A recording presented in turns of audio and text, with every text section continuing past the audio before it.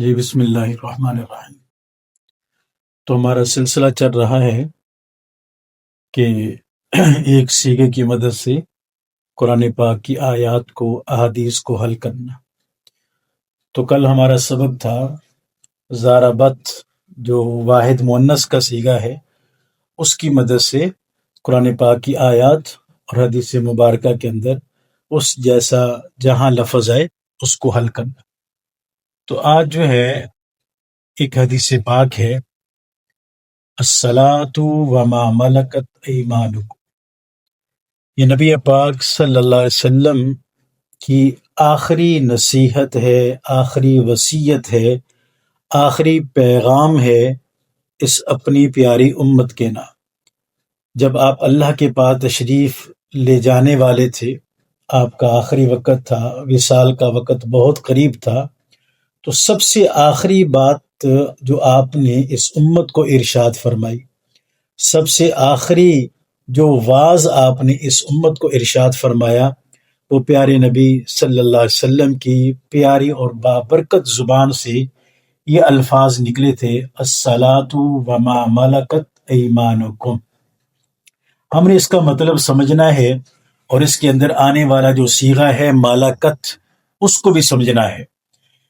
جی، حدیث پاک کا مفہوم تو بالکل واضح ہے کہ نماز اور خواتین، عورتوں، ان کا خیال کرنا، ان کی حفاظت کرنا، نماز کا بھی خیال کرنا اور نماز کی حفاظت کرنا۔ اور جو عورتیں ہیں تمہارے ماتحت، تمہاری ملکیت میں، بیوی کی شکل میں، ان کا بھی تم نے خیال کرنا ہے۔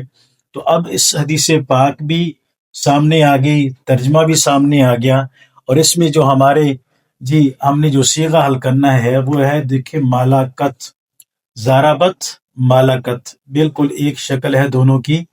تو مالک، ضربت مارا اس ایک نے، مالکت مالک ہوئی وہ ایک۔ تو اس حدیث سے اس صیغے کی روشنی میں مالکت کا ترجمہ بھی وہ ہم نے کر لیا۔ اب پوری حدیث پاک کا ترجمہ کرتے ہیں۔ الصلاۃ، صلاۃ کہتے ہیں نماز کو، نماز کا، وما ملکت ایمانکم، اور ان کا کہ جن کے تمہارے دائیں ہاتھ مالک ہوئے۔ نماز کا خیال کرنا، اور دوسری کون سی چیز کہ تمہارے دائیں ہاتھ جن کے مالک ہوئے ہیں ان کا تم نے خیال کرنا ہے۔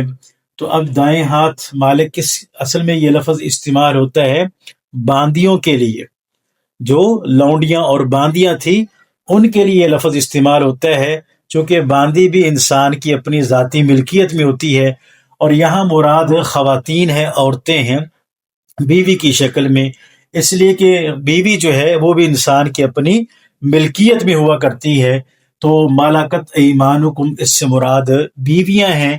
تو اب حدیث پاک کا مطلب یہ بنتا ہے کہ لوگوں، نماز کا خیال رکھنا، اور جو تمہاری ملکیت میں ہیں، جو خواتین، عورتیں، بیویاں جو تمہاری ملکیت کے اندر ہیں، ان کا بھی خیال رکھنا۔